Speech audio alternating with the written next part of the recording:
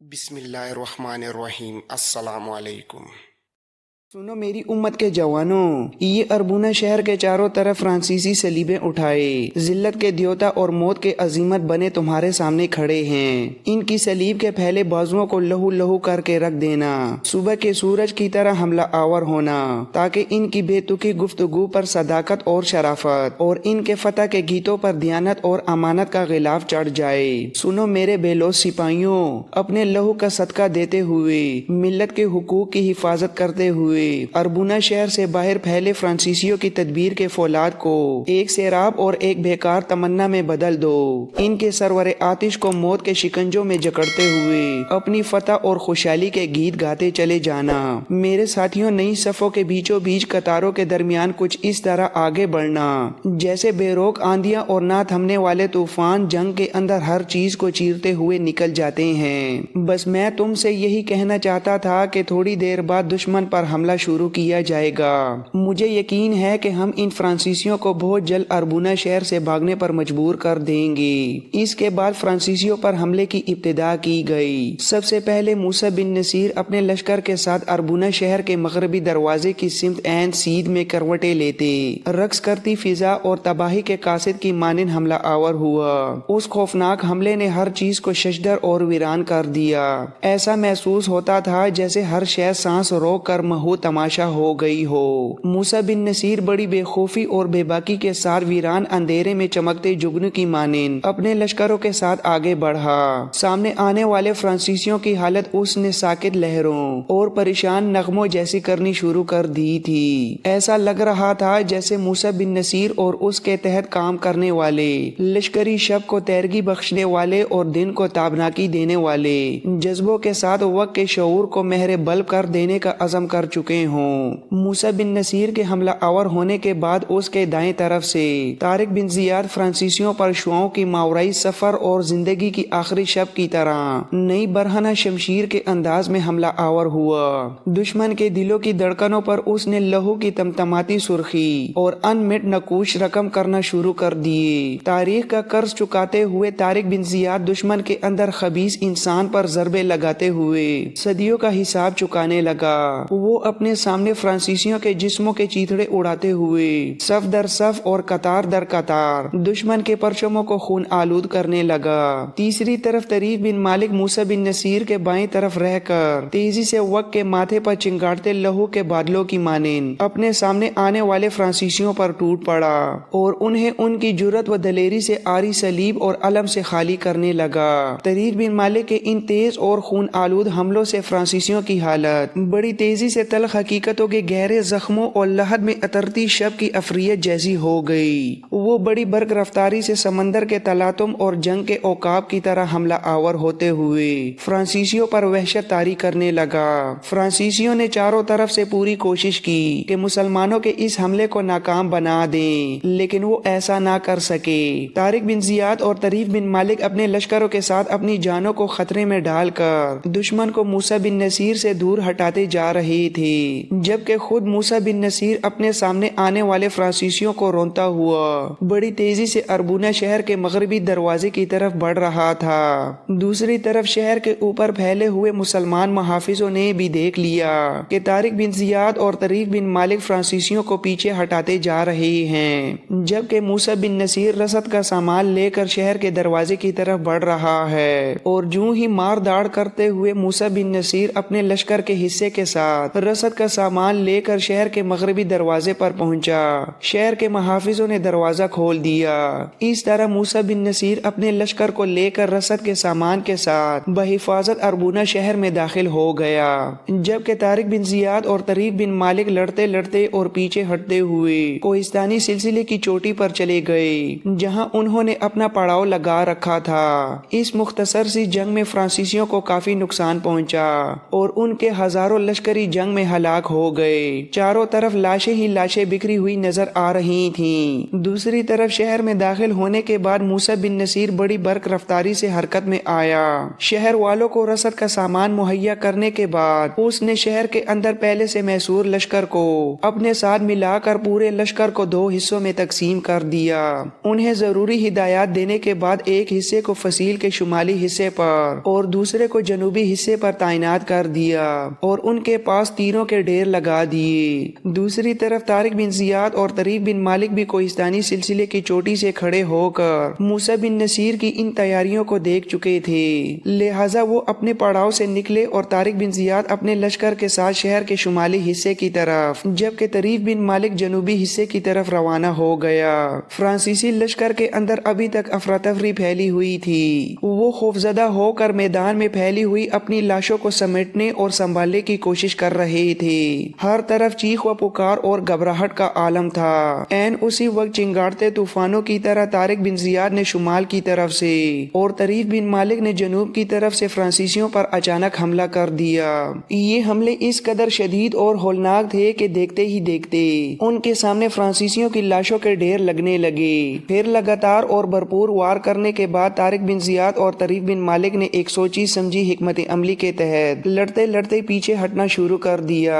یہ پسپائی دراصل ایک تدبیر تھی، کمزوری نہیں۔ اس موقع پر فرانسیسیوں نے یہ سمجھا کہ شاید مسلمان کمزور پڑ گئے ہیں، چنانچہ وہ چاروں طرف سے سمٹ آئے اور شمال و جنوب کی سمتوں میں طارق بن زیاد اور طریف بن مالک پر ٹوٹ پڑے۔ عین اسی لمحے فصیل کے اوپر سے طوفان اور آندھی کی طرح موسیٰ بن نصیر حرکت میں آیا۔ اس کے ایک ہی حکم پر اس کے لشکریوں نے فرانسیسیوں پر ایسی تیز اور زوردار تیر اندازی کی کہ فضا تیروں کی سنسناہٹ سے گونج اٹھی۔ ہزاروں فرانسیسی تیروں کا نشانہ بن کر زمین پر گر پڑے اور دیکھتے ہی دیکھتے موت کے گھاٹ اتر گئے۔ شہر کے باہر چاروں طرف ان کی لاشیں بکھر گئیں اور میدان ایک خوفناک منظر پیش کرنے لگا۔ اپنے لشکر کی یہ حالت دیکھ کر فرانس کے حکمران ہیلن سخت پریشان ہو گیا۔ اس نے فوراً حکم دیا کہ سپاہ چاروں طرف سے سمٹ کر شہر کے مشرقی حصے میں جمع ہو جائے۔ اس کا خیال تھا کہ اگر وہ شہر کے شرقی حصے میں پڑاؤ ڈال دے تو شاید اپنے لشکر کو کسی حد تک محفوظ کر لے گا اور سنبھلنے کا موقع مل جائے گا، لیکن اس موقع پر موسیٰ بن نصیر کچھ اور ہی فیصلہ کر چکا تھا۔ اس نے شہر کا مغربی دروازہ کھلوایا اور اپنے پورے لشکر کے ساتھ باہر نکل آیا۔ یہ قدم نہایت سوچ سمجھ کر اٹھایا گیا تھا۔ جنوب کی طرف سے طریف بن مالک اور شمال کی طرف سے طارق بن زیاد بھی اپنے اپنے لشکروں کے ساتھ آ ملے۔ یوں تینوں جانب سے طاقت اکٹھی ہو گئی اور پھر موسیٰ بن نصیر اپنے لشکر کے ساتھ فرانس کی سرزمین سے سیدھا مغرب کی طرف بڑھ گیا۔ خلیج بسکا مشرق کی طرف پھیلی ہوئی تھی۔ وہ بشکنس کی سرزمین سے گزرتا ہوا اشتوراس تک جا پہنچا اور صوبہ جلیکا میں داخل ہو گیا۔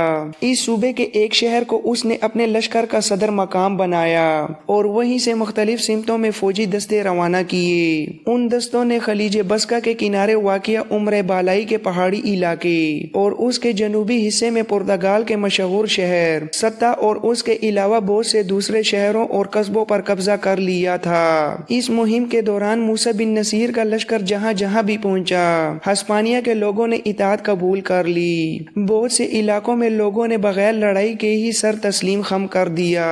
جن شہروں کو وہاں کے باشندوں نے خود خالی کر دیا تھا، وہاں عرب اور بربر قبائل کو آباد کر دیا گیا تاکہ علاقے میں نظم و نسق قائم رہے۔ اس مہم میں بے شمار مال غنیمت بھی حاصل ہوا۔ اکثر شہروں کے رہنے والوں نے جزیہ ادا کرنے پر صلح کر لی اور یوں خونریزی سے بچ گئے۔ اس طرح اندلس کے شمال مغربی علاقے کا ایک بڑا حصہ مسلمانوں کے زیر تسلط آ گیا اور وہاں اسلامی حکومت کے اثرات مضبوطی سے قائم ہو گئے۔ لیکن ابھی یہ مہم مکمل نہیں ہوئی تھی بلکہ اپنے اہم مرحلے میں داخل ہو رہی تھی۔ اسی دوران خلیفہ ولید کا دوسرا قاصد ابو نصر ہسپانیہ آ پہنچا۔ اسے موسیٰ بن نصیر سے ملنے کے لیے لک شہر تک جانا پڑا۔ اتفاق سے اس وقت موسیٰ بن نصیر ایک خچر پر سوار کہیں جا رہا تھا کہ ابو نصر نے آگے بڑھ کر اس کے خچر کی لگام تھام لی۔ اس نے نہایت احترام کے ساتھ خلیفہ کا فرمان پیش کیا۔ اس فرمان میں فوراً دمشق حاضر ہونے کا حکم درج تھا۔ حکم واضح اور فوری تھا، اس میں کسی تاخیر کی گنجائش نہیں تھی، اس لیے اب رکنا ممکن نہیں تھا۔ چنانچہ موسیٰ بن نصیر نے دل پر پتھر رکھ کر واپسی کا فیصلہ کر لیا۔ حالانکہ مہم ابھی جاری تھی اور بہت کچھ باقی تھا۔ ایک کوہستانی درے میں موسیٰ بن نصیر نے اپنے لشکر کو جمع کیا۔ فضا سنجیدہ تھی اور سپاہ کے چہروں پر تجسس نمایاں تھا۔ پھر اس نے طارق بن زیاد اور طریف بن مالک کو اپنے پاس طلب کیا۔ جب وہ دونوں بہادر سردار اس کے سامنے حاضر ہوئے تو موسیٰ بن نصیر نے سب سے پہلے انہیں خلیفہ ولید کا خط پڑھنے کے لیے دیا۔ جب دونوں خط پڑھ چکے تو موسیٰ بن نصیر نے انہیں مخاطب کر کے کہنا شروع کیا، میرے دونوں رازداروں، خلیفہ نے مجھے اور طارق بن زیاد دونوں کو دمشق طلب کر لیا ہے۔ اس نے مجھے یہ اختیار بھی دیا ہے کہ میں اپنی طرف سے ہسپانیہ پر کسی کو حاکم مقرر کر دوں۔ اس تقرری کے بارے میں خلیفہ ولید بن عبد الملک نے طریف بن مالک کا نام سب سے پہلے لکھا ہے اور ہدایت کی ہے کہ طریف بن مالک کو ہسپانیہ کا حاکم مقرر کروں۔ لہٰذا اے طریف بن مالک، اب ہم اپنے لشکر کے ساتھ یہاں سے ٹولیڈو شہر کی طرف روانہ ہوں گے۔ وہاں تمہاری ہسپانیہ کے اندر حاکمیت کا باقاعدہ اعلان کیا جائے گا۔ اس کے بعد میں اور طارق بن زیاد دمشق کی طرف کوچ کر جائیں گے۔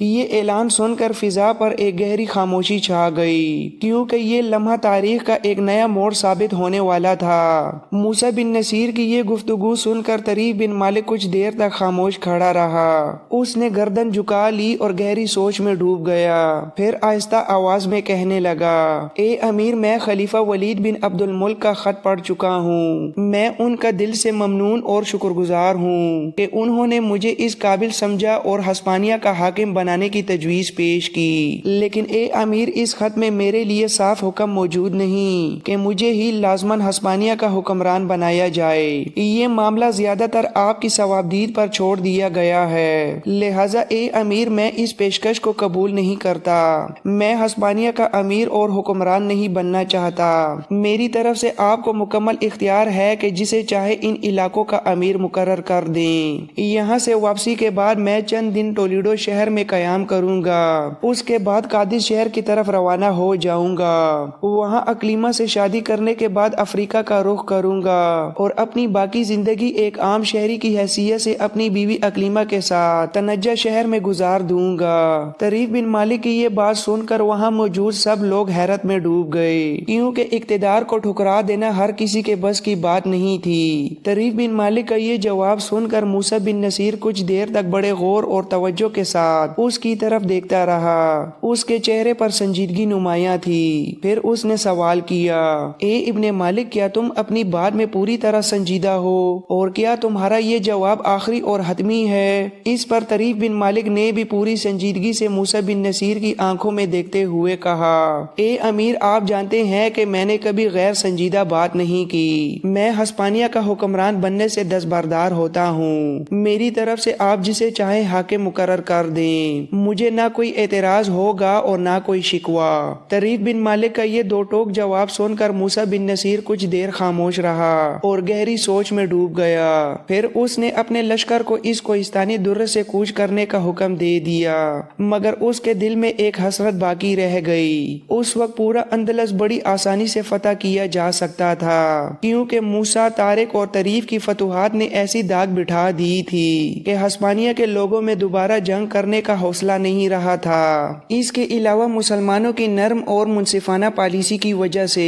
ہسپانوی عوام ان کے بارے میں اچھا گمان رکھنے لگے تھے، لیکن خلیفہ کا حکم واضح اور سخت تھا۔ سب کچھ چھوڑ کر واپس جانا ہی پڑا۔ جب موسیٰ بن نصیر ہسپانیہ سے رخصت ہوا تو بسکا کے علاقے اور چند دور دراز پہاڑی خطوں کے سوا باقی تقریباً تمام ہسپانیہ مسلمانوں کے قبضے میں آ چکا تھا۔ خلیفہ ولید بن عبد الملک کو دمشق میں بیٹھے ہوئے ان حالات کا پورا احساس نہیں ہو سکتا تھا جو یہاں میدان عمل میں موجود حکام کو تھا۔ وہ یہاں کی صورتحال، موقع کی نزاکت اور وقت کی ضرورتوں کو زیادہ بہتر سمجھتے تھے۔ خلیفہ کو شاید یہ اندیشہ بھی رہا ہو کہ ان حکام کی بڑھتی ہوئی طاقت کہیں انہیں دارالخلافہ سے دور رہ کر خود مختاری کا خیال نہ دلا دے۔ اگر اس موقع پر جلد بازی نہ کی جاتی تو ممکن تھا کہ سارا اندلس مسلمانوں کے قبضے میں آ جاتا، تاریخ کے اوراق کسی اور انداز سے لکھے جاتے اور یورپ کی سلطنتوں کا نقشہ آج بالکل مختلف ہوتا۔ بہرحال خلیفہ ولید بن عبد الملک کے حکم کی اطاعت کرتے ہوئے موسیٰ بن نصیر اسپین کے شمال مغربی علاقوں سے واپس مرکزی شہر ٹولیڈو پہنچا۔ وہاں اس نے مال غنیمت کو جمع کیا اور اسے باقاعدہ ترتیب دیا۔ پھر وہاں سے سب لوگ اشبیل اشبیلیہ کی طرف روانہ ہوئے اور واپسی کے انتظامات کرنے لگے۔ اشبیلیہ سمندر کے قریب واقع شہروں میں سب سے زیادہ مضبوط اور محفوظ شہر تھا۔ یہاں سے افریقہ تک رسد اور پیغام رسانی کے ذرائع بھی آسان تھے۔ چنانچہ مسلمانوں نے اسی شہر کو ہسپانیہ کا دارالحکومت قرار دیا۔ موسیٰ بن نصیر کا بڑا بیٹا عبدالعزیز پہلے ہی اشبیلیہ کے حکمران کے طور پر کام کر رہا تھا۔ چونکہ طارق بن زیاد کو خلیفہ کے حکم کے مطابق موسیٰ بن نصیر کے ساتھ دمشق روانہ ہونا تھا اور طریف بن مالک ہسپانیہ کی حکمرانی قبول کرنے سے انکار کر چکا تھا، اس لیے موسیٰ بن نصیر اپنے بیٹے عبدالعزیز کو ہسپانیہ کا حاکم مقرر کر کے وہاں سے کوچ کر گیا۔ موسیٰ بن نصیر اور طارق بن زیاد دونوں سپہ سالار دمشق جانے کے لیے ہسپانیہ سے روانہ ہوئے۔ طارق بن زیاد اندلس میں 3 سال اور 4 مہینے تک مقیم رہا، جبکہ موسیٰ بن نصیر اس سرزمین میں اس سے 1 سال کم قیام کر سکا۔ ان دونوں جرنیلوں نے مل کر اندلس کا ایک وسیع علاقہ فتح کیا تھا اور وہاں مسلمانوں کی مضبوط حکومت قائم کی۔ اس علاقے کے امیر کبھی افریقہ سے نامزد ہو کر آتے تو کبھی دارالخلافہ دمشق سے مقرر کیے جاتے اور کبھی حالات کی ضرورت کے تحت وہیں سے کسی کو منتخب کر کے اس کی تقرری کی توثیق افریقہ یا دمشق سے حاصل کی جاتی۔ موسیٰ اور طارق کے بعد تقریباً 40-50 برس تک یہی طریقہ کار جاری رہا۔ اس عرصے میں حکمرانوں نے ملک کی ترقی کے لیے سنجیدہ کوششیں کیں، عوام میں اعتماد پیدا کیا گیا، زراعت اور تجارت کے لیے مفید اصول بنائے گئے، نئی عمارتیں تعمیر ہوئیں، کارخانے قائم کیے گئے اور صنعت و حرفت میں حیرت انگیز ترقی ہوئی۔ لوگوں کا معیار زندگی پہلے سے بلند ہو گیا، فتوحات کا سلسلہ بھی منظم انداز میں جاری رہا اور ریاست مضبوط ہوتی چلی گئی۔ ہسپانیہ سے افریقہ پہنچ کر موسیٰ بن نصیر نے سبتہ کے حکمران کاؤنٹ جولین کو سبتہ اور اس کے ملحقہ علاقوں کا حکمران برقرار رکھا۔ وہ بدستور عیسائی مذہب پر قائم رہا۔ مسلمانوں کی مدد سے اسے اپنے انتقام کے جذبے کو پورا کرنے کا موقع بھی مل چکا تھا، اسی لیے وہ مسلمانوں کا وفادار حلیف بن گیا تھا۔ اس کے بعد وہ ٹھنڈے دل کے ساتھ ساری زندگی سبتہ کا حکمران رہا۔ اس کے انتقال کے بعد بھی اس کی اولاد نسل در نسل اسی صوبے کی حکمران بنتی رہی، اگرچہ وہ عیسائی ہی رہے، لیکن اسلامی معاشرت ان کے ہاں ایک رواج اور انداز زندگی بن چکی تھی۔ اسلام کے سادہ اور واضح اصول ہر دل کو متاثر کر رہے تھے، چنانچہ اس کے پوتوں اور پڑپوتوں کے زمانے میں یہ خاندان اپنی خوشی سے مسلمان ہو گیا۔ 4 صدی ہجری میں اسی نسل کے ایک فرد نے بڑی علمی شہرت حاصل کی۔ اس نامور بزرگ کا نام ابو سلیمان ایوب تھا۔ اسلامی اصولوں کے مطابق مال غنیمت کا ایک حصہ لڑنے والے سپاہیوں میں تقسیم کر دیا گیا۔